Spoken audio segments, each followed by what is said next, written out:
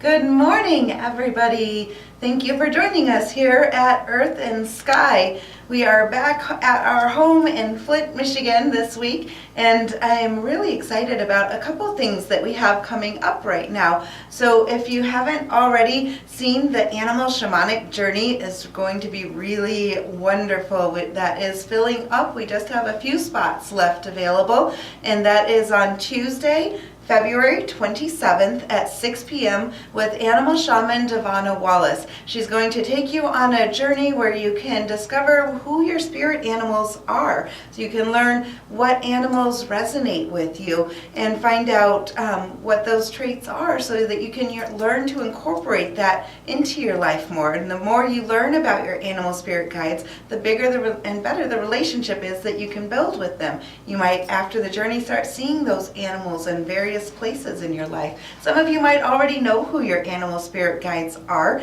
but it will be a wonderful thing to take this journey. I did a journey with her about a month ago, and I'm excited to share that with all of you. There is an event page on Facebook where you can get all of the details about the journey. We do require registration in advance, so if you want to do that, go ahead and contact me privately or sign up on the event page and we'll reach out to you from that too. We also have we've done a couple radio interviews too that I thought I would mention on Metacast. If you look into the archive, the last 2 Sundays in a row, I did a 2-part interview and with the beautiful and lovely Rhonda Groves Young. So if you want to check out that interview, go ahead and go on to Metacast. I will be posting the link for that down below. Make sure you listen to the older one first and then the newer one, because we thought it would just be one interview and we had so much to talk about. We spread it into 2 interviews. I also have another interview I did just recently, and I actually just posted that a couple days ago on our Earth and Sky page. So if you haven't already, please check out that interview as well. That is through Odyssey House Radio, and the fabulous Devana Wallace actually put the video together with that. So it's it's actually quite a good interview, I think. So it's going to be a little bit more interesting with the way she did the video and the music. Make sure you listen to the song lyrics with the video as you listen to that. See how she correlated that all together. And Kristen Young is the lady who's interviewing me from Odyssey House Radio on that one. You can tune into Metacast every Sunday morning at 11. So basically the time you're finishing up with our show, you can go ahead and go on over to Metacast if you'd like to listen to that. And Odyssey House Radio also has a wonderful show regularly. We'll have all of those links on our page for you though. So with that though, this week we are talking about communication. Originally I planned to talk about pets in the afterlife. That will be coming up soon, but I just didn't feel quite ready for that one. And we've been talking a lot about communication. There is so much going on in our country and around the world with communication lately, it seems.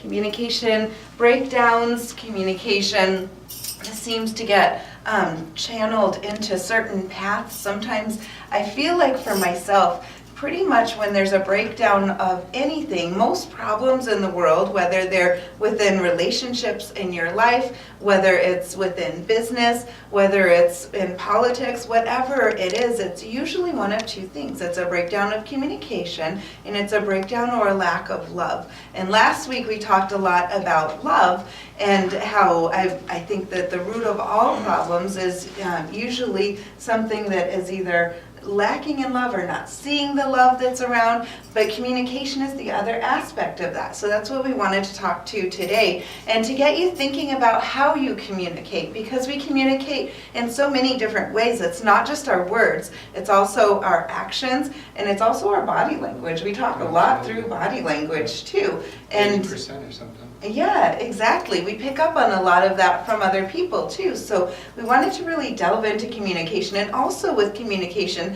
do you communicate more from the heart, from your thoughts, from your intellectual side, or from your emotional side? Yes, it's different to communicate from your heart versus an emotional side. We've seen so much. A big part of what we talked about was how people tend to be reacting a lot, communicating and reacting a lot from a high emotional intensity lately. I think that the eclipse that we had, the solar eclipse that we had, really kind of jarred that up for a lot of people. Then we had the lunar eclipse on the 30th, and we seem to be rocked sometimes by certain things like that, but it's something that we can control too. We don't have to be swayed simply by the influences of the planets that go around us. We can really take that in and harness that, but it's about becoming a conscious communicator and consciously knowing what's going on within you and being able to consciously choose your thoughts, your words, your actions, your body language even. Absolutely. And I have to say, I'm not sure the eclipse suddenly shifted everybody to that, at least not as far as it seems to me, but. Well, and we've had this massive communication thing that's been so fueled and so charged on a global level for quite a while. It seems like there's this big polarization that's going on in our country and in other areas too, where people are wanting to hang on to being right. They're not wanting to find that compromise in the middle. They're wanting to say, I'm right and you're wrong, and that not listening. Yeah, well, and even just to the contrary statement, they just have that knee-jerk emotional response, it seems like, of, no, you're wrong. It's just all emotions, and there's no, really, you don't think that, or you don't think the same as I do? Interesting. I mean, rather than finding our differences as something where you can learn, or even just a different point of view to be heard, they take it as a personal attack, that seems to take it as a personal attack, that the person doesn't agree with you, or thinks that, if you don't agree with me, you have to be basically an attack, I guess. It's the easiest way to say it. Yeah, and we really need to take time to learn from each other. I think that's one of the arts that seems to be a little lost lately in our culture, is being able to reach out, find people who think things differently than you, and find out why they feel differently. Don't try to convince them or sway them to your side, but just find out what they think. Because truly, I believe that all of us on the planet, we really want the same things. We want safety for our families. We want our basic needs provided. We want to feel loved. We want to have people that we care about around us, and that's everybody on the planet. And so we all have different ways of getting there. So if we open up that communication. Well, and so many people seem to be so focused on the things that aren't that important. I mean, they have a stance in the things that may affect them. Well, like we have stances about things like where it has to do with issues around, like, if you've got chronic symptoms of something, or like pain symptoms, and we have, because that applies to our life, we have kind of more strong stances, where other people have very strong stances and it has no relevance to their life. They just have a very strong stance because they think they're right.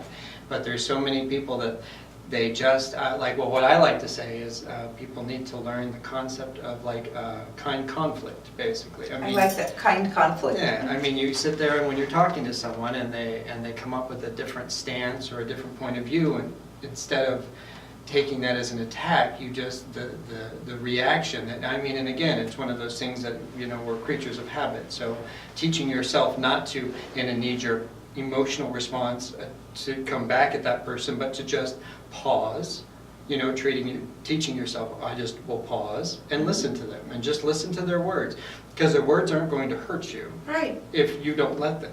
And that's what, they're allowed to have their stance. And even that's what, it surprises me that so many people, they keep themselves in this bubble, it seems, of people that agree with them on this handful of things. But then if they were to ever sit and dive into other situations, that bubble of people have very different points of view on other things. But because you only focus on that grouping of topics at that point in time, you think, these people are just like me. But there's not a single person, well, I know, at least for me, for absolute, I'm pretty sure there's not almost anybody on the planet that has all of my same views. And if they did, how lame. That would be so boring. But so all of these people that have different views, that has to do, and the fact that, and everything's become political. And so that's where I'm coming back to the political concept of all of these people that have completely different political views of me. I find it more interesting than I find it an attack, It's funny, I was actually watching a thing that's called the Rubin Report on YouTube, and he has a lot of varying, the whole spectrum, and I saw, God, I'm trying to remember his name, John Shapiro, I think is his name, very, very right-wing, very, very, like, Christian religious, you know, I mean, in all of his stances. And we were sitting there, and so on the Rubin Report, they're sitting there chatting with him, and so I'm listening to him, and everything he said, I mean, he wasn't even in the ballpark of anything I agree with, where he was coming from, the reasons behind it, and all of it, but he had these sound arguments for it. I mean, it wasn't just because I hate those people, or because that's just wrong, or, you know, he was like, well, because what I see is, you know, da-da-da-da, and this is the reason why, and it was so interesting, and I'm like, I could probably get along with that guy. And he felt like he could fill his needs and his concerns with the way his beliefs were. Yeah, and you know what I mean, but he had also, the stances that he decided to have, and that's another thing that I personally have issue with. So many people, they have these really strong stances because. That's it. That's all they're sure of. Because it's right or because it's wrong. There's nothing else behind it. And that to me... Having thought put Yeah, into it. Think through what your beliefs are and make sure that they're your beliefs, whatever your beliefs are. And whatever they are. If you hate an entire group, which we call racism, but if you hate an entire group of people, but there's a solid foundation that you can sit down and explain in full context, I respect that more than just, nah. You know, I mean, there's just, I understand, I can have a conversation with those people. That if the conversation needs to be had, and we need to listen to people, but we need to have something to say behind it as well. And so, and having those knee-jerk responses to emotional points when it's only an emotional stand for you really doesn't work for anybody. The other person that we saw an interview with recently that I really enjoyed was somebody that was on the other side. He was on the far left, and he decided he wanted to spend a year. Was he with PBS, I believe? Oh, no, NPR. NPR. So he was one of the heads at NPR, Yep. and he decided he wanted to see, because all of his beliefs are in the left, and he wanted to see why people are so firmly rooted in their beliefs on the right side, because we all come from a place of wanting to fulfill the needs for our families and our loved ones. And so he figured that even though he didn't understand those beliefs, he wanted to understand the people and why they had those beliefs. And so he spent a full year, wasn't it? It was, living among people and understanding and getting in depth in conversation and doing the things that he did. And so the first thing that he did, I believe, was go to, was it a Trump rally, I think. Oh, okay. Wasn't that what it was? Well, he did. Oh, no, The it was big roast, right? it or was the hunt. the evangelistic something. He had several different Yes, journeys yeah, it was- anyway. So he did the Trump rallies, and he talked to people at the Trump rallies. He went to a huge evangelical events and Yes. talked to the people there. He went on a hunting trip with a family, with a man and his boys. He Yeah. went on a pig roast, and Because he was he very was much. trying to find out, throughout the areas Yeah. where it's saturated, Yeah. wanting to live the lives of these people, and why do they do what they do, why do they value what they value, and to really learn more about them. And out of that year, he said his beliefs are still the same, but he has such a more human respect for the people, because he realized that even when we have polarizing views, whether it's politically or relationally or on a value scale or moral or whatever it is, religious, even if we're on completely opposite sides, it's another human being on the other side of that view, and they are not the enemy. And it really helped him humanize and see how we really, at our core, we're all the same. And we have the same needs and wants, we just have different viewpoints on how to get there. And it's really beautifully done. It was very good. And there was another Rubin Report, I think. Oh, okay, Yeah, I was yeah. thinking it was, I Yeah. wasn't sure, so yes. Yeah, but just fascinating. And so that's one of the things that as you're working to increase your own communication, remember that whoever it is you're talking to, whether it's something regarding business or religion or science or family or relationships or friends, whatever it is, or people that you don't understand at all, Yeah. that's another human being that you're talking to. And truly, we all come from the same source. We all come from that light, that love, that source of pure potentiality, pure energy is what all of us come from. And so when you're talking to somebody else, if they have the complete opposite view of you on every single aspect and you don't understand it, know that that is still an extension of you. That human being is an extension of who you are. And as you interact with them, you're interacting with yourself as well. And choosing kind conflict, I love that term. JJ coined that earlier. And I just love that term because conflict is so hard for a lot of people. I know I don't like conflict personally, and I don't think people do. Most people don't, at least.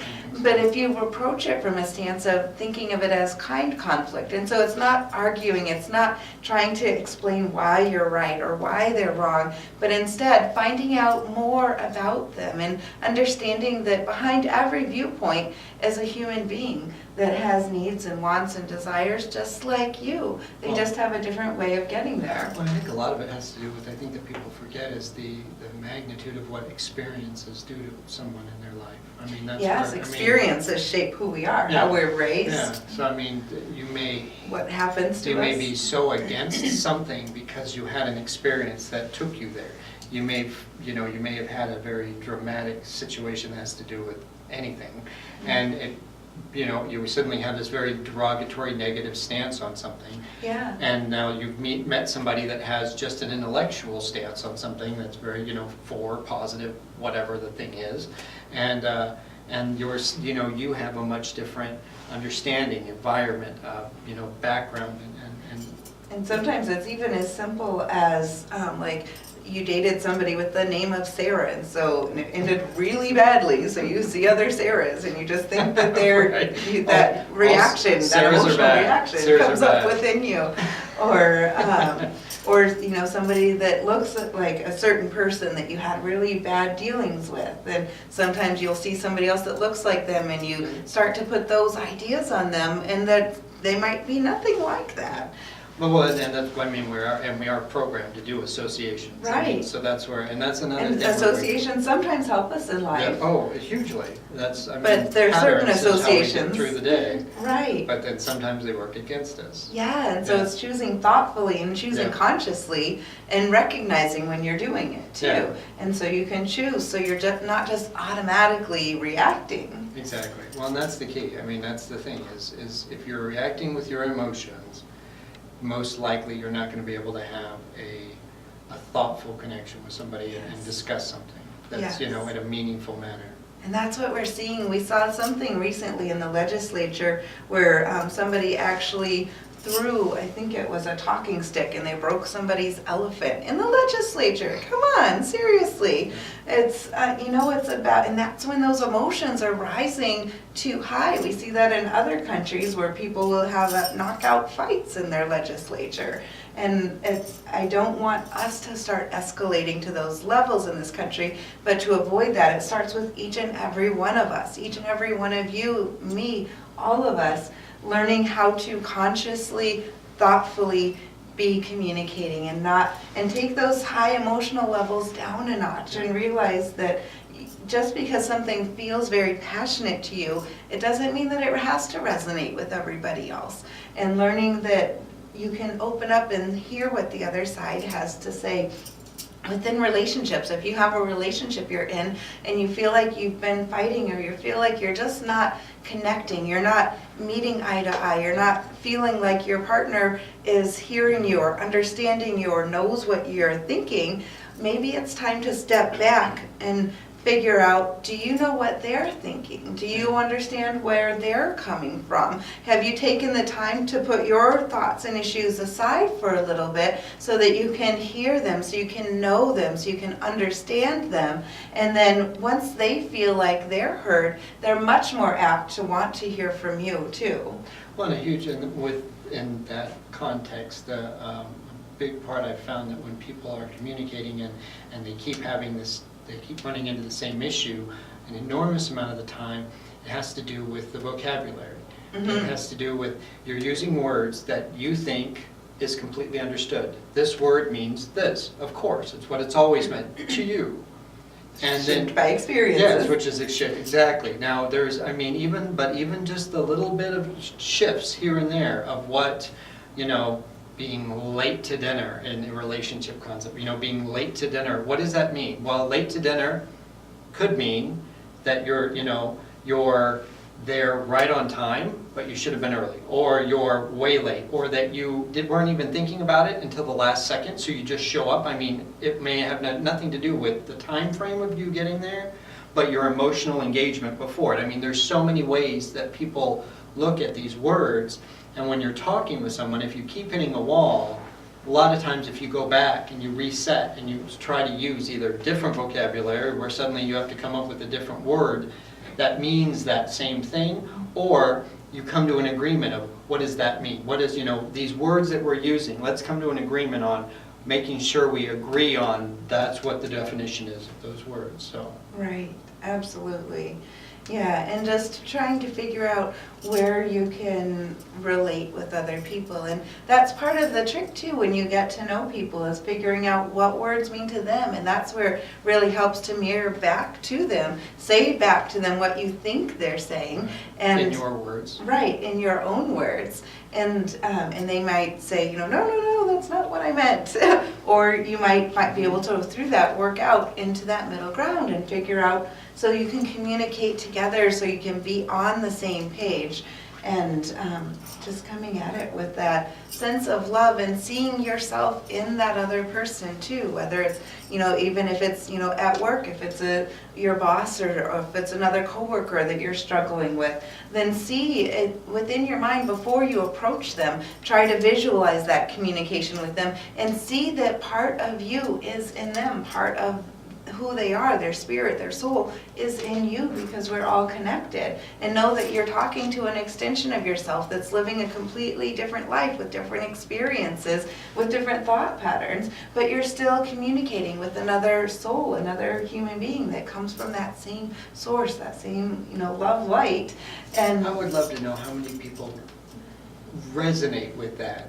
I would love, just as a general comment statement. down below if that makes sense to you. Please, or not. if you get that and go, yes, I would love to know that. Because she says that and I just go, what? She has me right up to there, and then I know it's about the love, and I think that's sweet, but that, You're so sciencey and technical. I am, and that's why I'm curious how far off I am, or I mean, as a general, like just as the norm of people that watch and listen to you. And it's all different ways of getting to It the is. same It thing. absolutely That's is. exactly It what we're is. I talking know. about. That's That's a why I great just- example of it too, It's just- actually. Because we talk about this sometimes privately, because I talk about love all the Yeah. time. I think Yeah. that's the source of everything. And Yeah. and where he's very science and technical, and we're here, we're individuals, we're living this life, and you should do good to other people Of course. because you want to be a nice person, Why but wouldn't you not wanna help? necessarily resonating all of it in the flowery Say, terms yes, that I tend to I always see. call you my hippie. Yes, and I am. In our hippie Yes. terms. Yes, if only I had been about 10 years I know, older. right? to You'd enjoy have been rocking it. She would have been there. But yes, but that really, truly, that's Yeah. such a perfect example, because we're talking about the same things and the exact same concepts, but we come at it from different angles with our viewpoints. Yeah. And I would love to hear feedback from all of you watching too. Please. Press 1 if you see it as like the love, if you see all of us connected and you see that, We're that all- glow, we're that all the spark same within all of us. person. You see yourself when you deal with other people. You see them in you. Yeah. Press 2 If you don't. comments.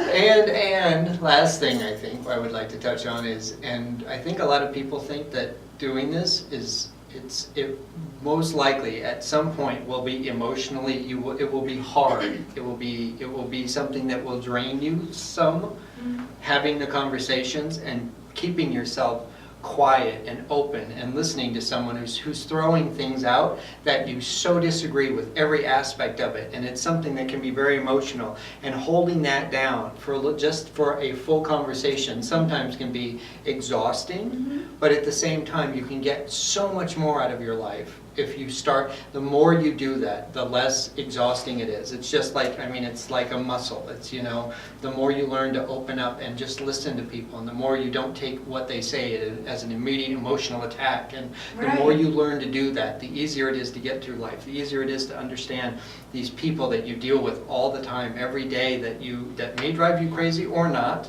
But the more you learn how to have that conversation, the more you learn how to have control of yourself, and in those moments of communication where someone doesn't agree with you, it will actually work in your favor. But if you have never done it or don't do it much, it can be tiring, but it's worth it every minute of the day. Yeah, and one of the things you touched on is another really big concept, I think, with knowing it's not about you. Whatever beliefs they have, whatever they say, whatever you feel like they're doing to you, it's not about you at all. It's not a reflection of you. If somebody treats you poorly or says something to you that you don't like, that's about them. That's what's going on within them. It's their thoughts. It's about them. It's not a reflection of you at all. That's one of the biggest keys to not getting emotional about it, to not getting upset or frustrated or hurt or angry by it, is realizing that whatever their thoughts, whatever their words, whatever their beliefs are, that's them. That's their experiences. That's what shapes them.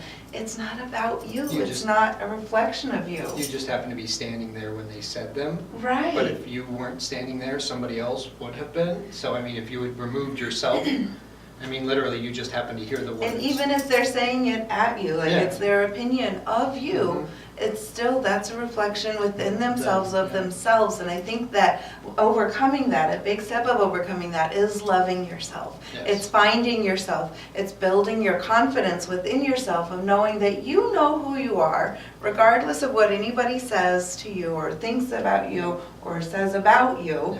It's, you know who you are, and being proud of who you are, and loving who you are, and knowing that even if you're not exactly where you want to be at the top spot that you visualize in your life, that you're on the road there, and be proud of where you are in this moment with what you're doing. Know that you are, if you're watching this video, most likely you're working on bettering yourself. You're working on being the best person that you can in every moment.